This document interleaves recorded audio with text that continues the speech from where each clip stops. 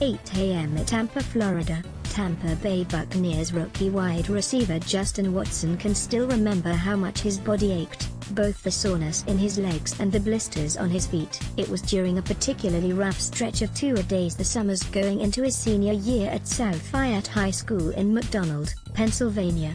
He can also remember the look on his older brother Tommy's face when he went to visit him at his group home shortly after. He remembers the car ride full of complaints to his father, Doug, about how grueling practices had become, and how his legs felt like jello during that walk toward the home's activity room. Inside was a group of about 30 teens and young adults, all confined to wheelchairs and facing challenges few could imagine, and in the midst of it all, Justin found Tommy, smiling ear to ear.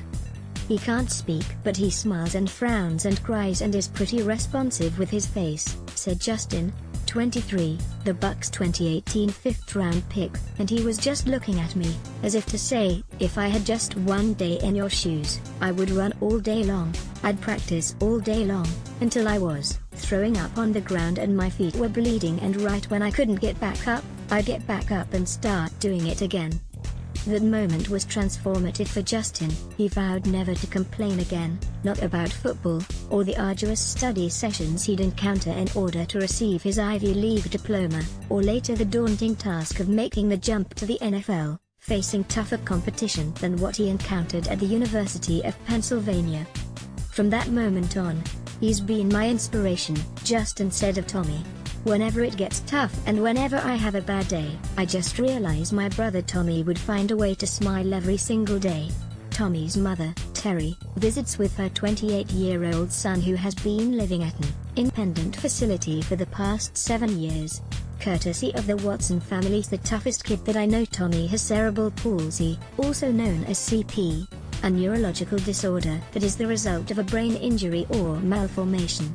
It affects motor skills, body movement, coordination, muscle tone and balance. Tommy, now 28, can't speak or walk.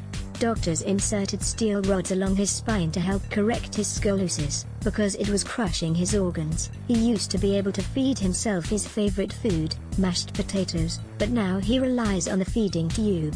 The Centers for Disease Control and Prevention estimates that CP appears in anywhere from 1.5 to more than 4 per 1,000 live births. About 40% of children with CP have limitations walking or can't walk at all, with 25% who are able to walk as children losing that ability as they get older. About 30 to 50% also have some degree of cognitive impairment. When Tommy lived with his family, he required around-the-clock care from nurses until he was 21.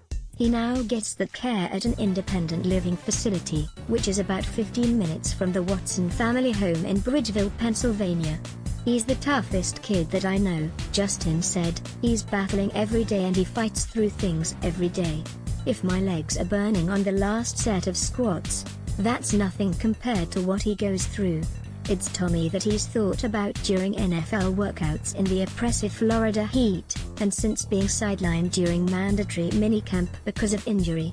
It's Tommy that he'll pay a visit to before he reports back to training camp, where he'll likely start 6th on the depth chart as he tries to play catch-up, probably needing to beat out Freddie Martino, Bobo Wilson and Bernard Reedy to secure a roster spot. Tommy's always been Justin's sounding board and source of comfort when Justin was having second thoughts about attending Wharton, one of the top business's undergraduate programs in the country, with an acceptance rate of just 7% and an average SAT score of 1,499. He went to his older brother. I was really scared at first, said Justin.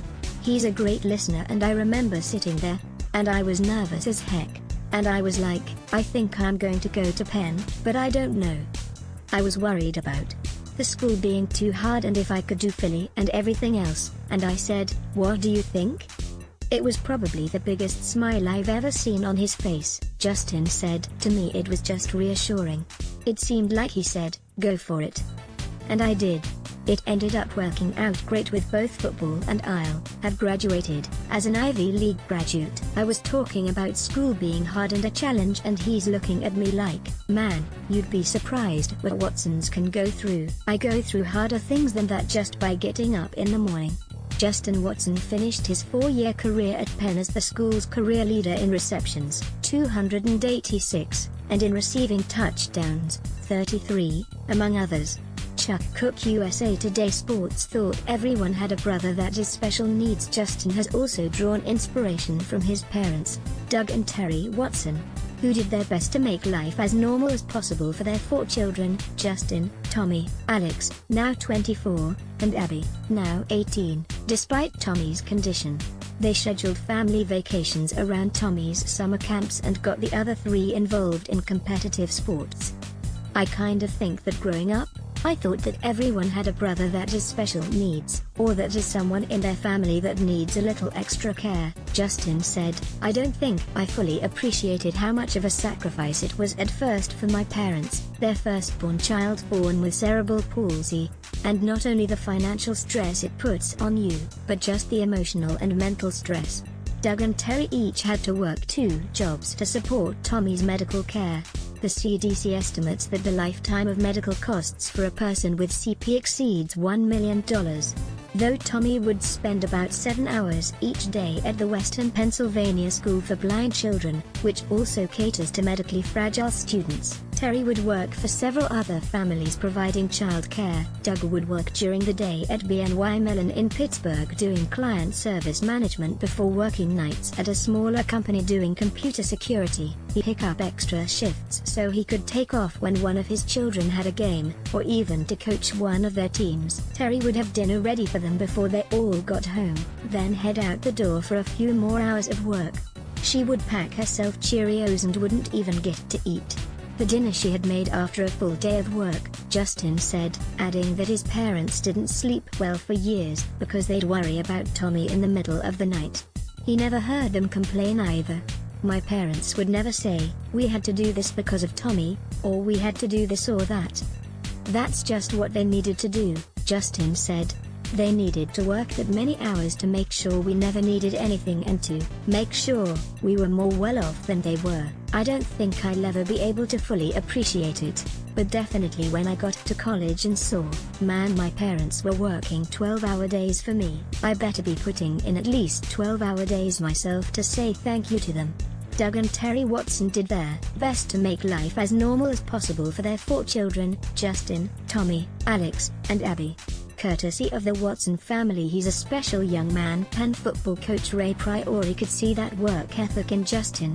He got the sense Justin was playing for so much more than himself. He is a special young man, said Priori, who had coaches from other sports marvel at Watson's work habits, wanting to clone him, because he'd be the first one out onto the field. 45 minutes early, he showed up to practice every day as if it was a work day. I think that goes back to a great upbringing, great family life. Parents are wonderful people. They instilled the values that he has, being resilient, and I think that comes from his family background, that resilience and that toughness. I'm not sure he had a bad practice in 4 years or a practice with less effort. He's driven that way. We always talked about, success is a choice. You can choose to be average or you can choose to be successful. Justin chose to be successful. Everything he attacks, he put the betterment of the group before his own needs. He was offered a prestigious internship at Goldman Sachs going into his senior year that would have put him in position to earn 6 figures right out of college. He turned it down to stay in Philadelphia to work out with his teammates. He played nearly every skill position on offense aside from Wildcat quarterback. He also attended every special teams meeting his senior year despite not playing a single snap with the unit, because he felt it was important to know what they were doing at all times.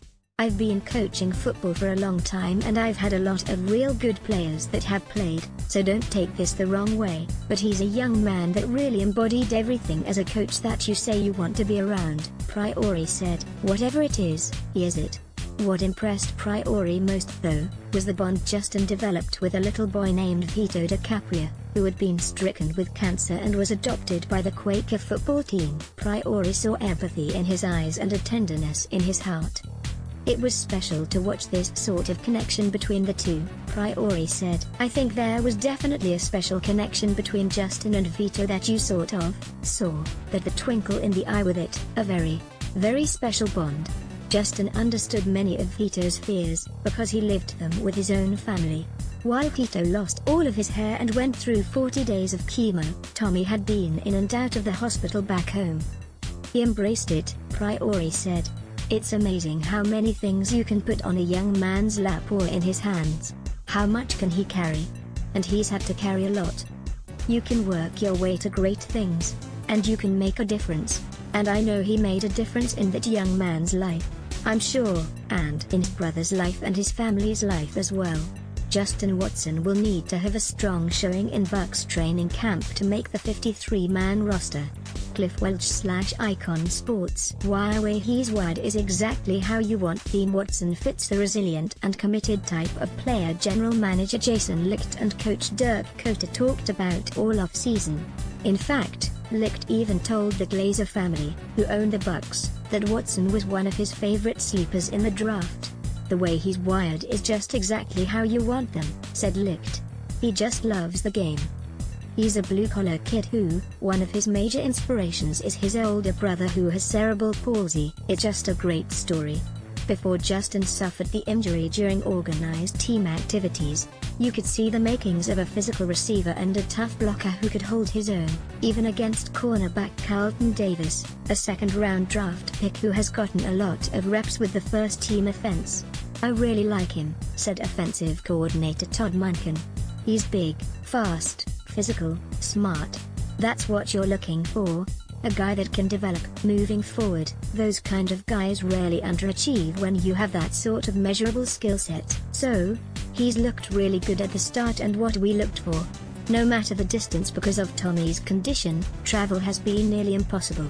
He wasn't able to go to any of Justin's college games, but it never stopped him from supporting his brother's football career. While the rest of the family traveled to Philadelphia during the draft so they could be with Justin while he studied for exams, Tommy watched it on TV. Our best 3 trade offers for Earl Thomas, who wins Aaron Rodgers' backup battle. Jermaine Kearse tees it up, with Jordan Spieth. Larry Fitzgerald now teammates with mentee. How chasing horses shaped Titans Evans. NFL training camp dates. Locations. They said that whenever my name got called, when the soldiers read, Justin Watson, they said he started laughing and smiling, Justin said of Tommy. It's awesome. Because you're not sure if he realizes it or not, but they said he had the biggest smile. And my aunt went and drove there right after to see him and she played a couple of videos that were online and she said he was smiling the whole time, so it was cool to hear that. There's a tiny glimmer of hope that if Justin makes the 53-man roster, Tommy might be able to go to the game against the Cincinnati Bengals on October 28, but it's still more than 4 hours of driving. The good news is that games in the NFL are on TV far more than they were at Pennsylvania. For now, Doug and Terry visit Tommy about 3 times a week. Tommy has many friends, including a roommate who has CP. He enjoys swimming, which has served as a form of therapy for him for much of his life. Thanks to a generous donation years ago from the Make-A-Wish Foundation, something Justin has thought about getting involved with now that he's a pro. Right now though, it's one step at a time. He gets me through the hard stuff on a day-to-day basis, the workouts. The extra workouts that you don't feel like doing when you're on your last sprint and you're thinking about dogging it, Justin said. And, late in games, when the going gets tough, like this year. We were on a 4-game losing streak, times like that. When it's tough to keep getting up. When you keep getting hit, just to keep getting up and keep moving forward, that's when I think about my play and dedicating it to him. Justin doesn't want people to feel sorry for his brother. Not everyone understands what it means for a family that has a child or a grown child with special needs, but the Watsons all view Tommy's life as a gift, a miracle, and they feel fortunate they can bear witness to it. I wish more than anything that he didn't have to go through what he has to go through on an everyday basis, but he truly is a blessing, Justin said. If someone with cerebral palsy like my brother can find a way to smile, we can all find a way to smile.